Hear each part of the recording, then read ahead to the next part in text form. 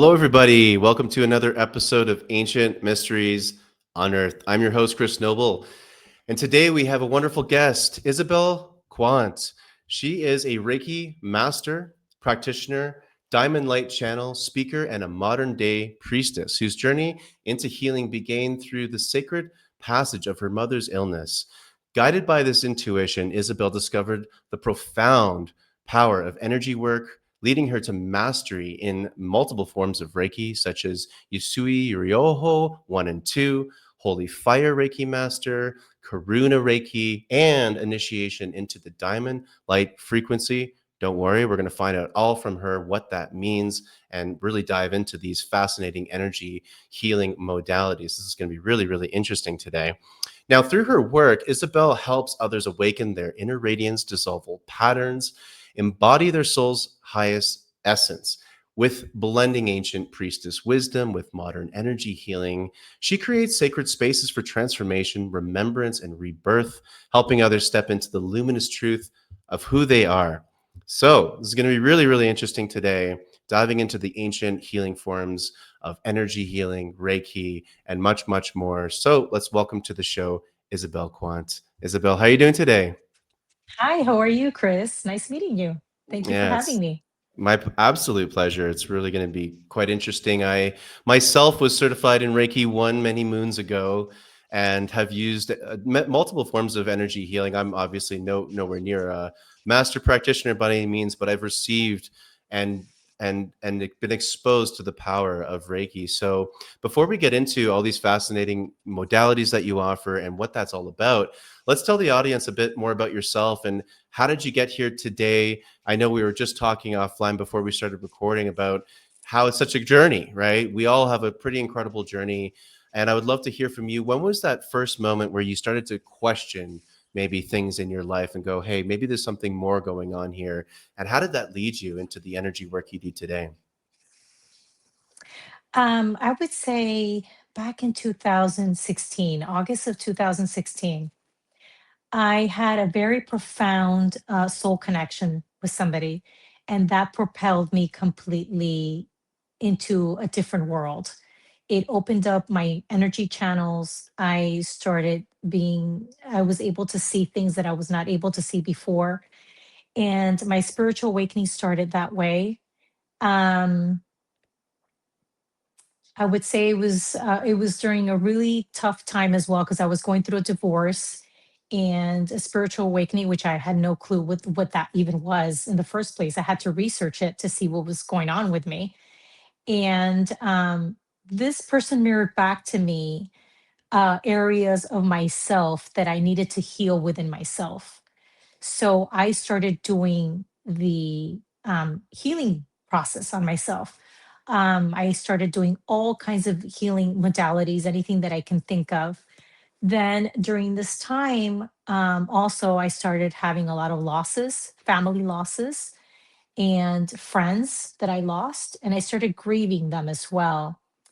But the major ones was my father. My father passed in during COVID time, the summer of 2020. He passed away from pneumonia. And during this time, he also passed away from COVID. It was a combination of both things. During this time, unfortunately, I was not able to see him because nobody was able to see their family members once they got sick. And he was in a nursing home. So he literally passed away alone. And that was really, really hard for me. It was like the summer of 2020. Then 6 months later, my mom got sick and I didn't understand what was happening to her until we got diagnosed with ovarian cancer. And it was at stage 4 ovarian cancer at that time. And this was, I would say, about January, February of 2021. So it was about almost 6 months after he had passed. She got diagnosed, she got really sick. And her illness went by so quickly. It happened so quickly. Everything happened so quickly. She passed in September of 2021.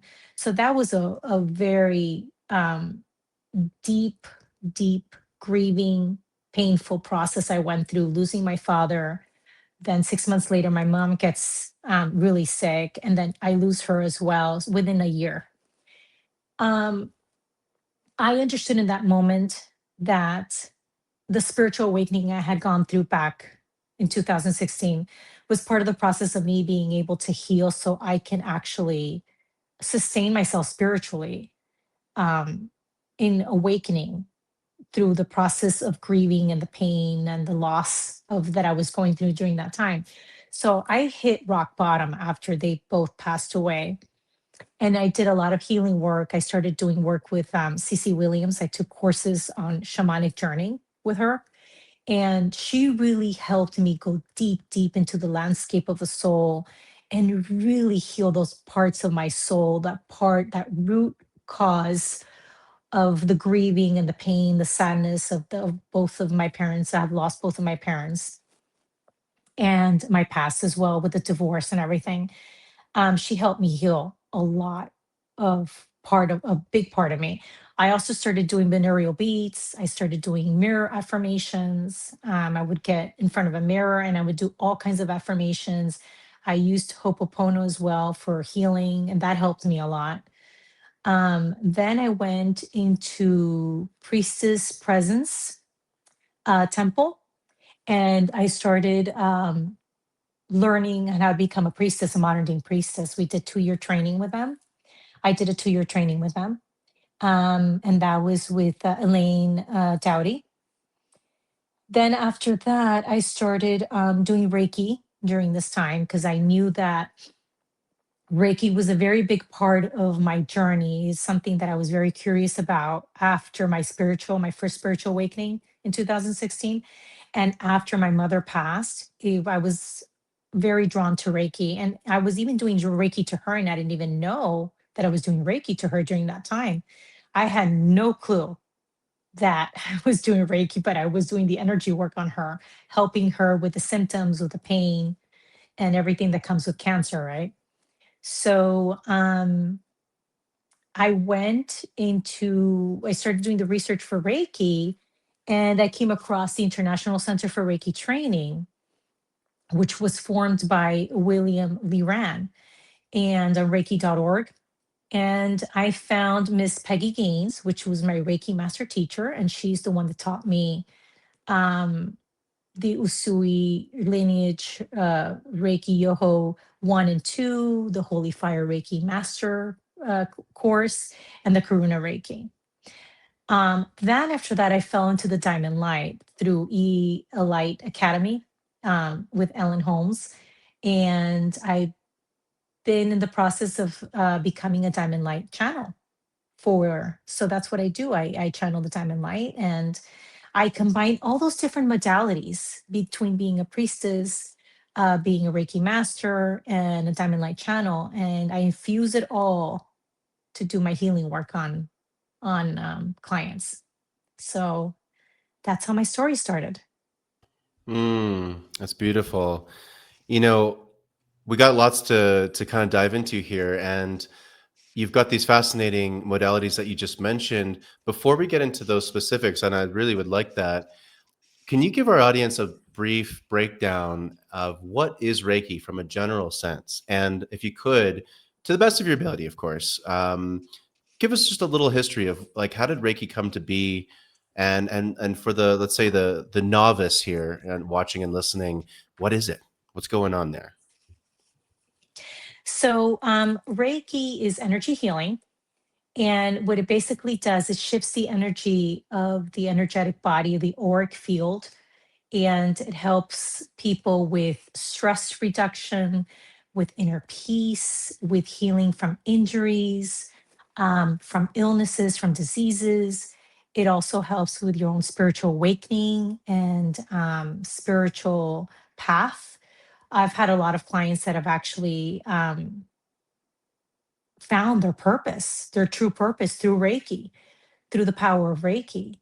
And it's basically you place the hands the of the on the client's auric field, and you shift their energy. You work on their chakras, which we have 7 major chakra energy points in our body. and you work on those energy points to unblock the energy.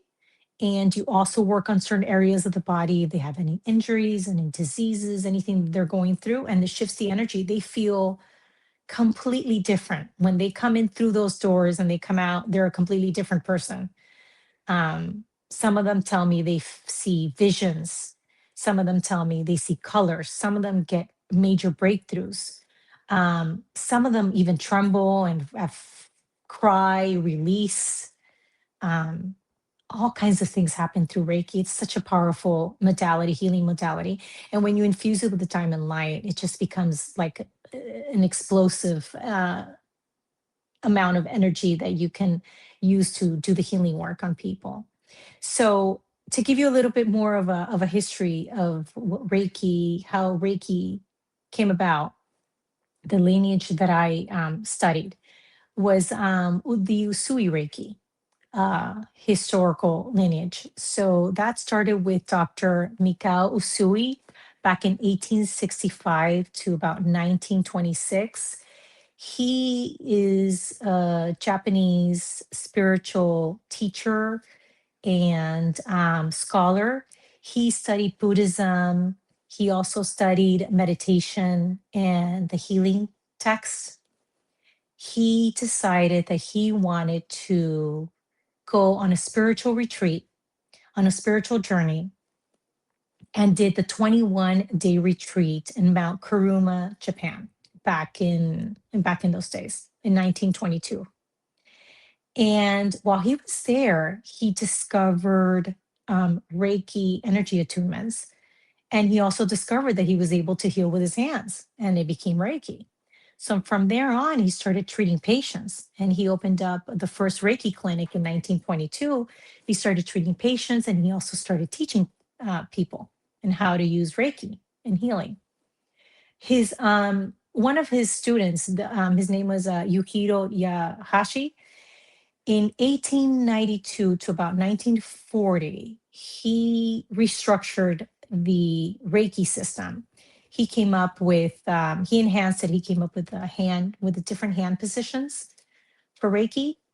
And he also was treating patients and teaching patients. And then from there came Yawaho Takashi. She, about in the 1900s to 1980s, she came in, she learned Reiki, and she brought Reiki, this type of Reiki, to Hawaii and the Western world. And during this time, Reiki just spread like wildfire throughout different countries, and it became globally known. And from the 1980s till today, Reiki is very well known. It helps in a lot of different areas, emotional, spiritual, um, um, physical, and mentally. It helps you in any way, shape, or form. There's so many different outcomes to Reiki as well that you can have. It helps you alleviate with pain, with fatigue, with stress. That's usually linked to acute or chronic conditions. It can also help release energetic blockages that you might have from past life and from trauma, um, from also negative patterns and habits. It also helps us um, connect to that inner wisdom that we have within, that inner navigation system that I call. Helps us become more aware of our inner guidance. The diamond light with the holy fire Reiki, I would say, especially the diamond light, brings in crystal clear clarity. There's no more brain fog. There's no more confusion. When you have those two energies infused, especially the diamond light brings in crystal clear thought and energy, so you can make the right decisions for yourself, so you can take the right path for yourself. And it's pretty powerful. Um, Another way it helps also with elevating your vibration and a heart centered space, so you can become the best version of yourself as well. But I feel that the most important one is that it regulates the nervous system. When you work with the seven chakras, the energy points in our body. It regulates the nervous system and harmonizes it. It balances the nervous system. And that way you can be completely aligned and centered on your daily basis, on a daily basis. So, Wow. We've obviously been talking. I've heard you mention this diamond light frequency now, and where did that come from? And I know it's offering a lot of this clarity. I mean, it sounds like that just in the name alone, right? But yeah, could you give us a bit more of what's that all about, and how did you discover that? well, the diamond light, I discovered it through Ellen Holmes from Elite Academy. She brought in the diamond light Reiki, and what it basically is that there's so many different rays of light, universal rays of light, and this is a very high vibrational uh, light that you work with to do energy healing.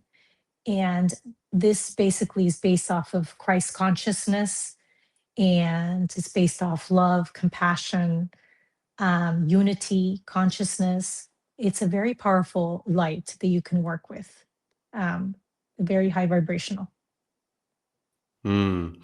Now, when you fuse these together in your own practice, I would love to hear maybe like any stories that have stuck out to you um, with your patients, for lack of a better word, or your clients that have obviously had a really positive experience here. I've heard other stories from other Reiki masters and just my friends that I've come across, and there's just been obviously like mind blowing healing stories or awakenings, things like that from your life and your experience.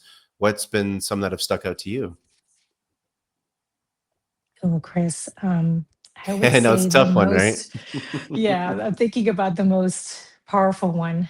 Um, I would say it's a cancer patient that I have. She, when I first met her, she was going through chemo at the time, and she was looking for relief. She was looking for comfort. She was looking for her purpose, and she felt very strongly very attracted to Reiki. So she reached out to me, and we started the sessions during this process. And she basically had such a breakthrough.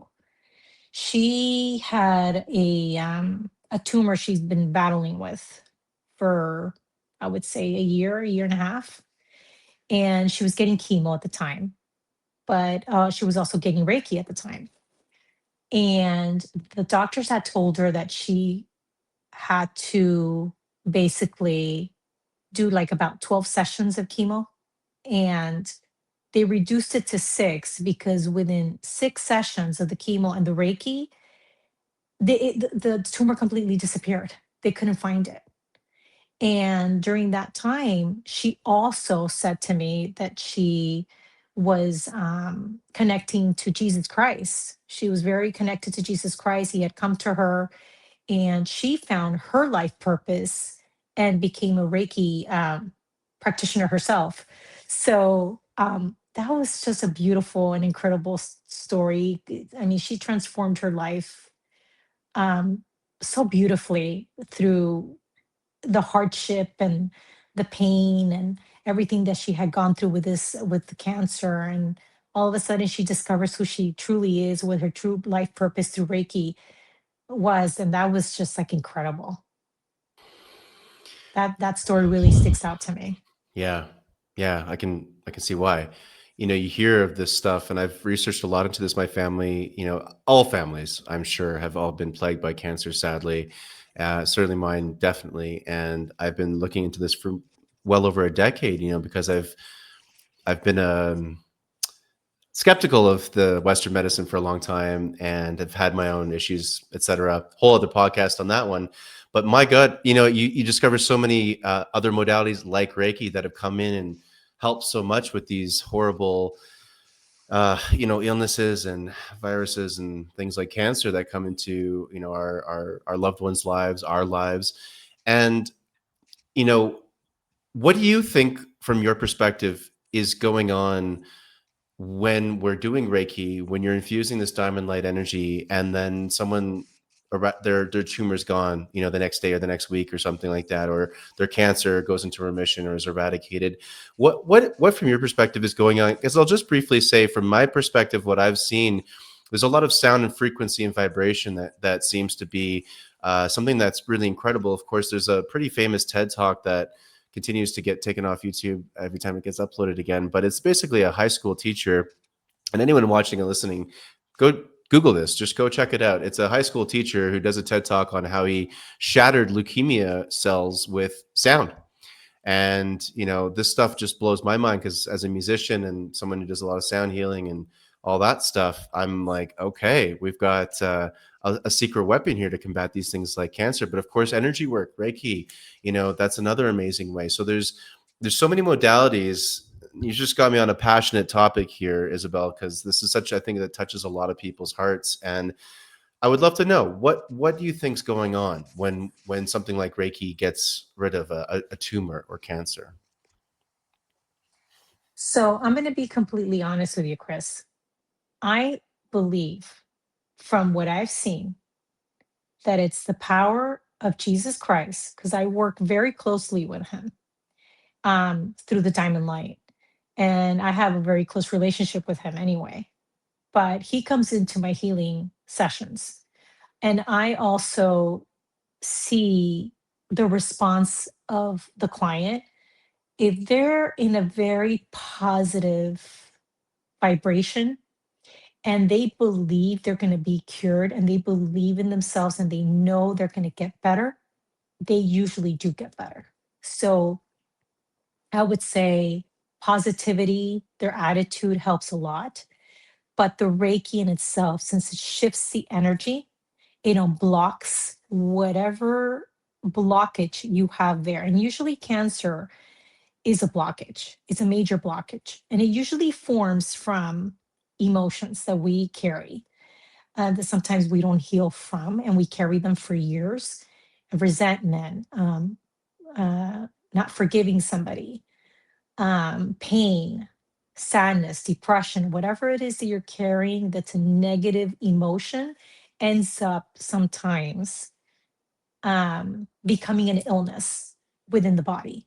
And that's the energetic blockage itself. So I believe that Reiki moves that energy completely and fully and blocks it. And if the person has the correct attitude, the right attitude of believing in themselves and believing they're going to be get better and heal, they will. And so I think it's a combination of the Reiki in itself, the energy, the attitude of the client, and also Jesus Christ, the miracle that he brings into my work as well, and helping others as well.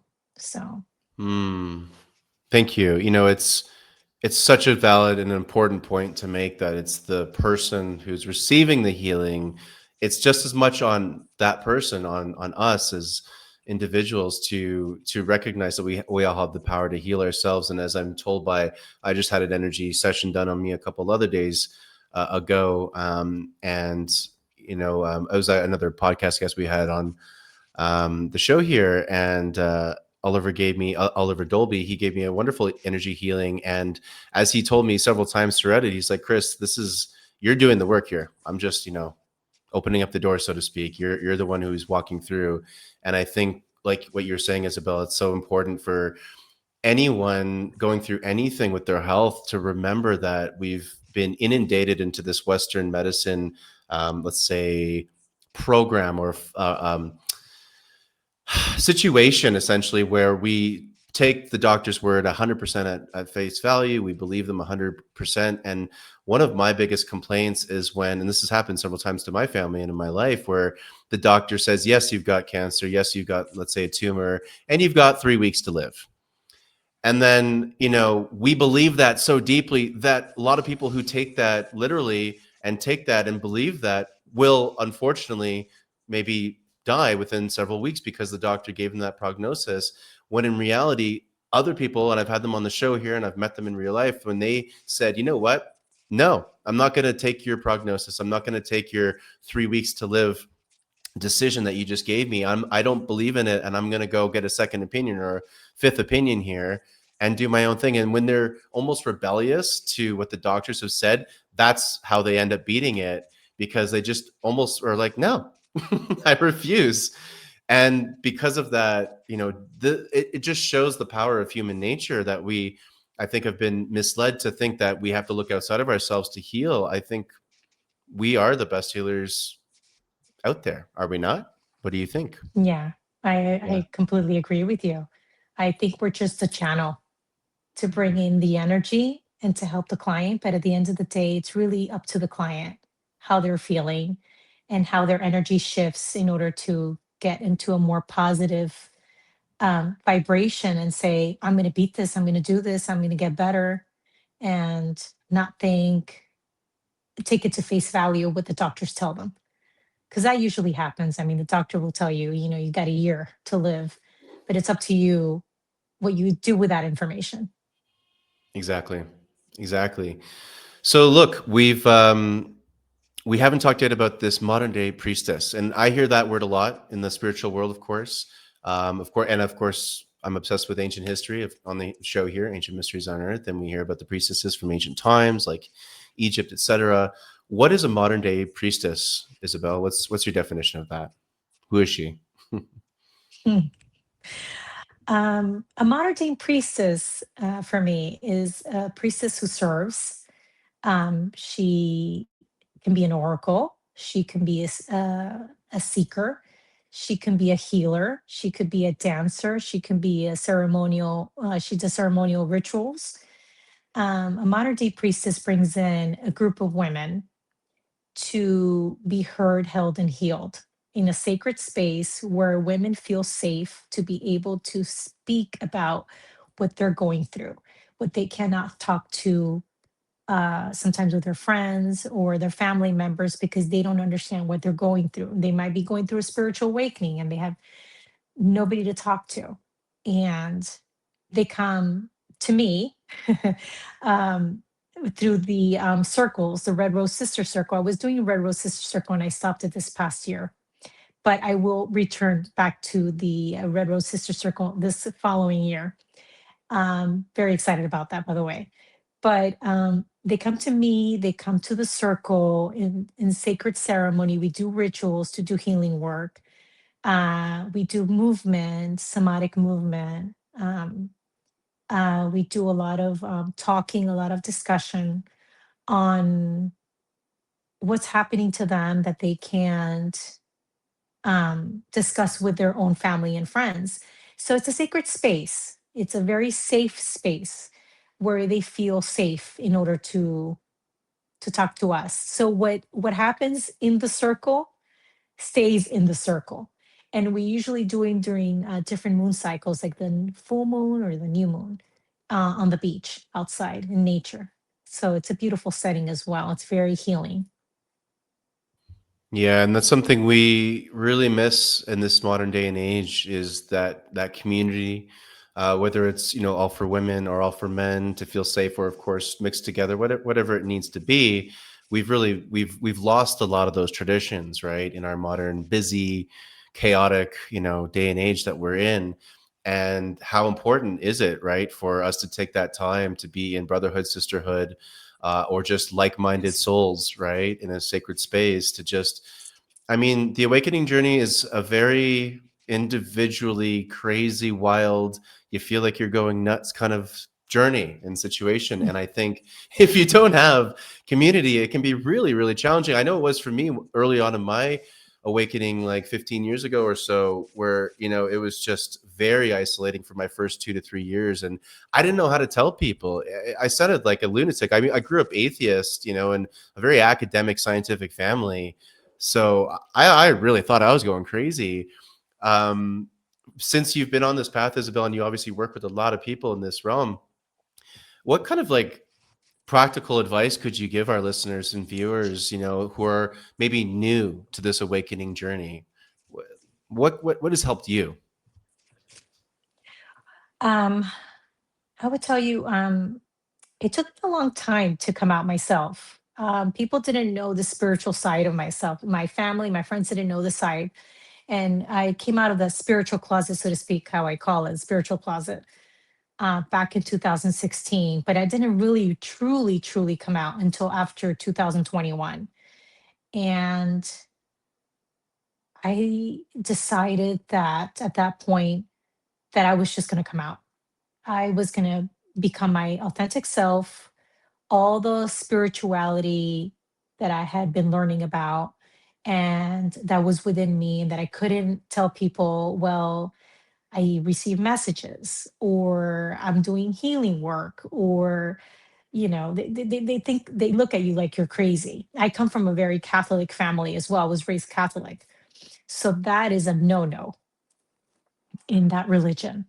Um, but my advice to people that want to come out is to definitely seek community, because when I went through my own spiritual awakening is a very painful and lonely road. You're on your own. You don't know what's happening to yourself. You got to do the research. You've got to find other people, like-minded people that might be going to similar experiences. But like you said, it is a wild ride, and not everybody's journey is the same. So, but definitely seeking community is very, very important. Somebody you can talk to that can help you, guide you, at least listen to you into what you're going through yourself. So, Yeah, I have to 1,000% agree with that. And my community that grew out from my kind of initial awakening, kind of sort of in 2012. I think we go through many iterations though of these awakenings. I mean, I feel like these days I'm having an awakening yes. every day or every hour, because that's just the wild world we're living in right now, and Right. upgrading, and but you're absolutely right. Community is everything. And for those that are watching and listening, if it's challenging, if you're like, well, but like, where do I start? Well, talk to Isabel, talk to people like myself. I'm also building out a community here at Ancient Mysteries Unearthed, just for that exact purpose, to bring like-minded people together that are curious, are asking these questions, and are also feeling maybe a little isolated on this journey, because it's a wild ride. I had another question for you, Isabel, because like I just mentioned, we're in a very interesting time right now. We're recording this episode in the fall of 2025, and it's a wild ride on planet Earth currently. I'm here for the journey. I'm loving it, but it is filled with a lot of chaos and a lot of unknowns for people. What have you been finding as a Reiki master and as an energy healer, a modern day priestess as well? How have you been navigating these current times? And maybe if you could just share a couple of tools or tricks that you've been using to navigate the murky waters of the unknown of this chaotic world we're living in, whether it's meditation, whatever, breath work, whatever things that you've found really, really helpful for yourself, and you could share with our audience, would really appreciate it. Yes, I would definitely say, for me personally, when I started this journey, I cut out the TV. So I don't watch any TV whatsoever. I don't like to watch the news. I don't know what's going on. I watch maybe some videos on TikTok or YouTube, but other than that, I try to limit my distraction, especially the TV. That was a TV junkie back before all of this happened to me, and after that, I just cut it out cold turkey. I basically said no more TV, no more distraction, and I decided that what I really truly needed to do through this whole healing process that I've been through myself is reflect and meditate. Meditation has helped me, has done wonders for me, and it's quite an interesting practice because it's not easy to do either. So not a lot of people can sit there and meditate for not even 2 minutes without having passing thoughts coming through. But with practice and discipline, it could definitely be done. Yep, 100%. Meditation was the beginning of my journey. I started with TM, Transcendental Meditation, about 8 years ago or something like that. It really helped. I had insomnia at the time, and I remember it was quite a funny moment. My first month into doing Transcendental Meditation, I didn't think it was really working, and I'll be honest, I was kind of frustrated. I spent a decent amount of money on the training, right? And I'm like, what happened? Where's my end goal result here? And of course, I go to my teacher and I told him this, and he's like, "That's nice, Chris. Okay, let's just answer me a couple questions." I'm like, "All right, cool." And he's like, "So." He asked me a couple questions. How's my day to day life been? This and that, and this and that. And then he asks me, "And so, how's your sleep?" And I'm like, "Well, I'm sleeping." And I was like, "Oh, wait, I'm sleeping." Like that Right. is They working. hit you. It is doing something. And he said something I'll never forget, which was he's like, "You don't notice when you're back to normal, Chris." And I'm like, "Oh yeah, right." Sometimes when we're just in homeostasis, doing all right, we don't notice it because it's not dramatic and you're in your face and painful, but it actually, it is doing really, really amazing things. And 1,000% meditation. I mean, we have all the apps out there for our audience too. So if you're like, I don't know, I'm like, just throw on some binaural beats, listen to maybe some of my music or someone else's music, whoever, and get yourself into the meditative state really easily. I think sound's a great little hack for that. If people do have trouble. And again, binaural beats is fantastic because it is in training your brain. And I mean, I talk about this all the time, obviously, but it's a great way if you struggle with keeping your attention, which I think most people do in this day and age. Mhm. So those are great techniques, Isabel. Thank you for sharing that, and really, really helpful for this kind of time that we're in. Um, One last question before we start to wrap things up here a little bit. Kind of back to Reiki and this incredible energy modality, energy healing modality. When you've looked at other ancient cultures around the world, have you ever felt a connection to any of them with regards to perhaps the priestesses or the healing modalities that have come from it? Which ones have you felt a kinship or a connection to, if any? I would say the Egyptian culture, uh, back in the priestess days. I'm very connected to them. And I felt like I've had past life there as a priestess as well myself. Um, so I would say the Egyptian um, times is what I'm more connected with. And it's interesting that you mentioned that. And from my studies and from the work we've done here on the show, with all amazing guests that have informed me a lot more about our history, you know, there's a lot of connection to ancient Egypt and Jesus Christ, Yeshua, whichever name you want to use. Mhm. I was in Cairo. We actually got to visit where he lived in Coptic Cairo, and was supposedly initiated inside the Great Pyramid. All this incredible stuff.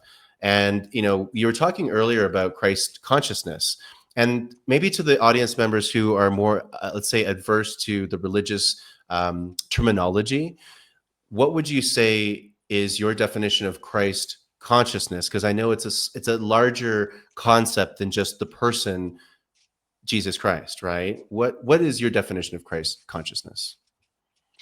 So, my definition of Christ consciousness would be unconditional love, leading a path of unconditional love for yourself and others, leading a path of compassion, of forgiveness, of understanding, of unity, of oneness, understanding that we're all connected some way, somehow. And that's what basically Christ consciousness is to me. And it's the thing that we've again forgotten, I think, a lot in our current day and age is the sense of full unity connection in the cosmos and the universe. And that can be very helpful for a lot of people to switch that perspective, because look at the division. I mean, you're not watching TV. I'm not either. I cut that out like so many years ago, as Mhm. same reasons as you. But of course, we have the internet and we have friends and people tell us about things. It's not like we're completely under a rock here. Right. And we see a lot of division, and whether it's politics, whether it's religion, whether it's a million other things going on the planet.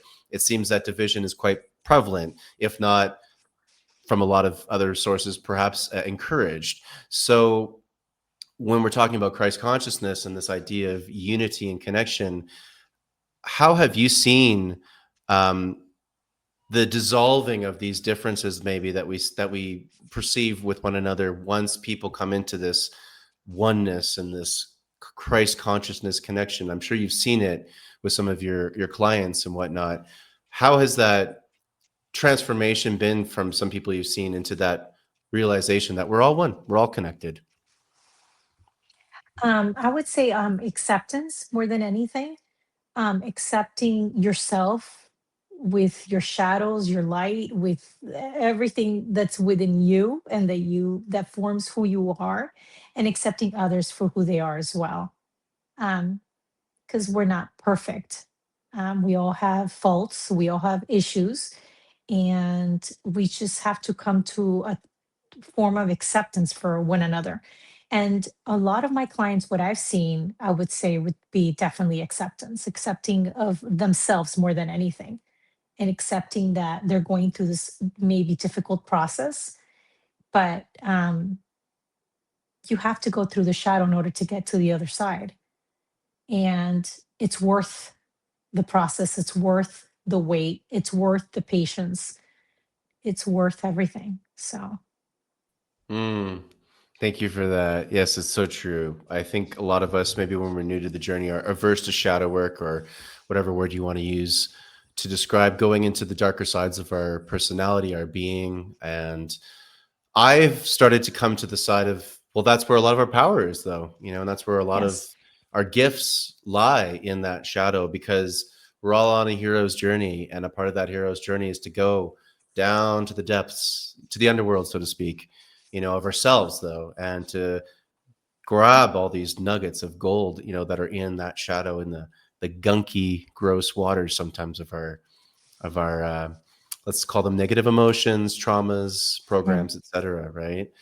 Um, I think that's beautiful, Isabel. Thank you so much for sharing all that. And before we give the audience your details on how to connect with you, do you have any final words you want to share to our audience, watching and listening right now? Like we said before, we're in interesting times. We're in a very much a global ascension as a planet, as a species, as a universe, and it's exciting, but it's crazy and kind of scary sometimes. What words of wisdom would you like to leave our audience today, Isabel, just for the humans navigating planet Earth right now? Um, I would tell everybody to work on themselves, to heal themselves, to try to become the best version of themselves, because it only takes one person to make a difference on the planet.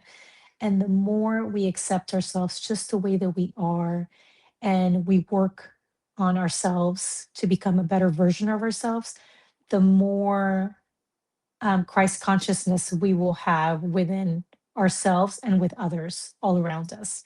And that way we all raise the vibration of the planet and of humanity. Absolutely. Well said. Thank you. Now, for our audience watching and listening, where can they find you? Where can they work with you? I'm sure there's going to be people listening and watching this that I've listened to this conversation of go, oh, I have a family member, I that is in crisis right now or something like they need your help. How can they connect with you, Isabel? So I'm a member of the International Center for Reiki Training. So you could definitely find me under the professionals on reiki.org. You can also find me on my website, which is isabelquant.com. I'm also on Facebook under Isabel Quant, and on Instagram under Reiki Soul Sessions. And I also will be having my Reiki initiation starting April of 2026. So if you're interested, definitely reach out. Wonderful. Amazing. And of course, as always, we'll have the all those in the description below in the show notes. So check those links out for Isabel and connecting with her and her amazing work. Isabel, thank you so much for being on the show today. I really appreciate it. Thank you, thank you, thank you. This has been really a lot of fun. Thank you so much, Chris, for having me. This was wonderful. I really enjoyed it. I had a lot of fun as well. Wonderful. So we're just going to conclude the episode here. I'll take you off, but just stay on a moment and we'll chat a little bit afterwards. But wow, what a fantastic episode. That really hits close to home for me. Like I was telling Isabel, cancer's really been a challenge for my family, and I know all of yours out there watching and listening. I mean, no one really has escaped that situation at some point in their family. And there's so many alternative healing modalities out there, like Reiki and these energy modalities that have done incredible things. So if anyone's watching and it's either yourself or a loved one that's going through a very challenging health crisis, and I know unfortunately a lot of people are right now, please reach out to people like Isabel, and do some more research into these modalities because Western medicine does not have all the answers. And I'm sure if you're tuning into this show, you're probably already aware of that, but it's just something to be reminded of. There are so many other ways that we can heal ourselves. And like we were talking about, and like Isabel said, it's really us that are doing the healing. These amazing practitioners, of course, are opening the door for us, and we need that in this modern day, in this current time. But it's really an empowering message that you, viewer, listener, um, we've all got the healing power and ability within ourselves. So thank you so much, Isabel. That was an amazing episode today. So, just a couple of announcements at the end of the show, as we usually do.